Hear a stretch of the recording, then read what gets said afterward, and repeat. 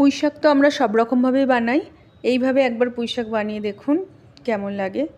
মানে অন্য রকমভাবে একটু আমি বানাচ্ছি, দেখে নিন। যেমন আমরা চিরাচরিতভাবে বানাই না, যে পাঁচ ফোড়ন দিয়ে বা কিছু নিরামিষ বানাতে গেলে, না হলে হয়তো অনেকে চিংড়ি মাছ দিয়ে, মাছের মাথা দিয়ে, মানে নানা রকমভাবে বানানো যায়। আর এক রকমভাবে বানানো যায় যেটা হচ্ছে আদা পেঁয়াজ রসুন দিয়ে। সেটাও কিন্তু পুঁই শাক কখনও বানিয়ে দেখবেন, খুব ভালো লাগে খেতে।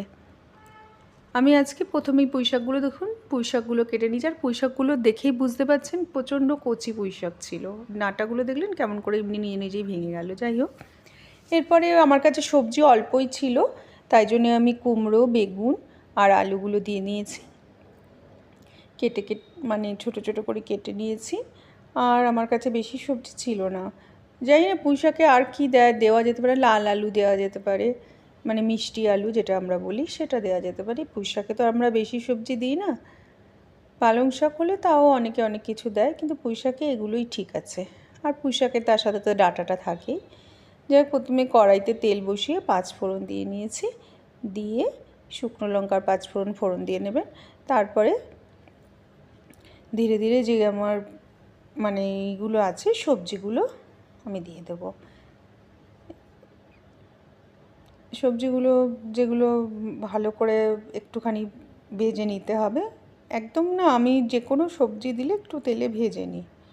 এভাবে তেলে ভালো করে নেড়ে চেড়ে তারপরে আদা রসুনের পেস্ট নিয়ে নেব। এখানে আরেকটা কথা, আপনারা পেঁয়াজ যদি দেন পেঁয়াজও দিতে পারেন। তাহলে পেঁয়াজটা দিলে কী করুন বলুন তো, আগে পেঁয়াজটা দিয়ে ভেজে নেবেন, তারপরে আদা রসুনের পেস্টটা দেবেন। আমি এখানে পেঁয়াজ দিইনি, যদিও এখানে আমি আদা রসুনের পেস্টটা দিয়ে ভালো করে নেড়ে টেড়ে এর ভেতরে যেটা আমরা ইলিশ মাছের মাথা দিলে যেহেতু কিছু দেয় না, রুই মাছের মাথা দিয়ে যদি করেন তাহলে এই জিনিসটা আদা পেঁয়াজ রসুন দিয়ে করবেন, খুব ভালো লাগবে। আমি একবার বলছি, এরকম করে বানিয়ে দেখুন। যদি ভালো না লাগে তাহলে আমার কমেন্টে আপনি লিখবেন যে যেটা বানানো বলেছিলেন সেটা ভালো হয়নি। এরপরে যথারীতি নুন হলুদ দিয়ে ভালো করে একটু ভেজে, মানে একটু ঢাকা চাপা দিয়ে ভেজে ভেজে ভাজবো। ভেজে কি করব, আমার যে পুঁই শাক আছে, কাটা পুঁই শাক, ওগুলো দিয়ে দেবো। পুঁই শাকটা ভালো করে ধুয়ে টুয়ে আগে রেখেছিলাম, এইভাবে পুঁই শাকটা দিয়ে দেবো। এখানে বলে রাখি, আমার চ্যানেল বুলবুলস রান্নাবাটি যদি আপনাদের ভালো লেগে থাকে অবশ্য করেই একটা লাইক আর সাবস্ক্রাইব করে দেবেন প্লিজ আমার চ্যানেলটাকে। আর যদি ফেসবুক পেজ থেকে দেখে থাকেন তাহলে অবশ্য করেই ফলো করে দিন। আর যদি মনে হয় এটা আপনারা শেয়ার করতে পারেন বা কাউকে বন্ধুদের দিতে পারেন, তাহলে প্লিজ আপনার ইসে আপনি শেয়ার করে দিন। আর কাউকে যদি ইচ্ছে হয় তো শেয়ার করে দিতে পারেন আপনারা। এইভাবে যদি রান্নাটা করেন, যদি আপনার মনে হয় যে অন্য কেউ আপনার হয়ে রান্না করে দেবে, তাকেও পাঠিয়ে দিতে পারেন। তাহলে সেও আমার এই রান্নাটা দেখে রান্নাটা করলে আপনি খেয়ে বুঝতে পারবেন যে কেমন হয়েছে। বা আমার রান্না আমি সবসময় চাই খুব সোজা পদ্ধতিতে, কিন্তু একটু টেস্ট যাতে অন্য রকম ভালো হয় সেই ধরনের রান্না আপনাদের দেখাতে চাই। আর যেহেতু খুব কচি শাক ছিল তাই অল্পতেই একদম খুব তাড়াতাড়ি হয়ে গেছিলো, একদম শুকিয়ে শুকিয়ে গেছিলো। আর আর এই সব শাকগুলো না যখন করবেন একদম ভালো করে নেড়ে যার জলটা যাতে শুকিয়ে যায় এটা চেষ্টা করবেন। জল জল শাক রাখবেন না, তাহলে কিন্তু পুঁই শাক বা টেস্ট থাকে না। আমার মনে হয় যে কোনো শাক বানাবেন যখন, অনেকে বিয়েবাড়িতে কেন রাখে বলুন তো, ওরা একটুখানি মানে গ্রেভি এটাও গ্রেভি হবে, কিন্তু আমাদের ঘরে কিন্তু ওরকম ধরনের হলে কিন্তু ভালো লাগবে না। যদি কখনো শুকনো একদম জলটা শুকিয়ে ফেলতে হবে, যেই জলটা বেরোবে। আমারটা দেখুন জলটা বেরিয়ে একটু নিচে লেগেও গেছে, তার মানে হয়ে গেছে আমার শাকটা। আর এই শাকটা যদি আপনারা ডাল দিয়ে মেখে শাক দিয়ে খেতে পারেন খুব ভালো লাগে। আর যদি চান তো এমনিও খেতে পারেন ভাত দিয়ে মেখে।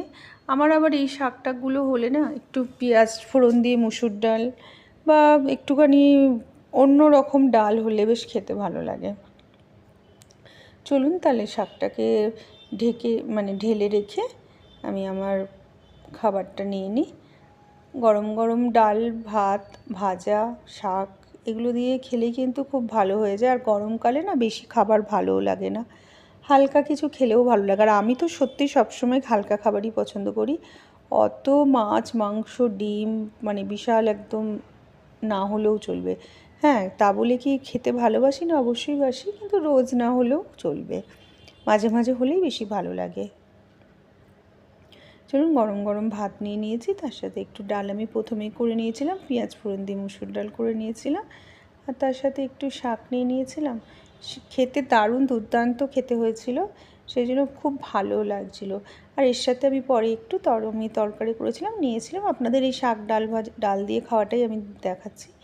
আর গরম গরম ভাতের সাথে ডাল ভাত শাক, এই শাকের তরকারি দিয়ে খেতে সত্যি খুব দারুণ লাগছে। প্লিজ আপনারা বানিয়ে ফেলুন।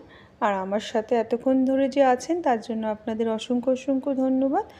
আর আমার সাথে এমনিভাবেই থাকবেন, আমাকে প্লিজ সাপোর্ট করুন, তাহলে আমি আপনাদের আরও নতুন নতুন রেসিপি দেখানোর জন্য আনন্দ পাবো। তাহলে আজকে যাই, টাটা।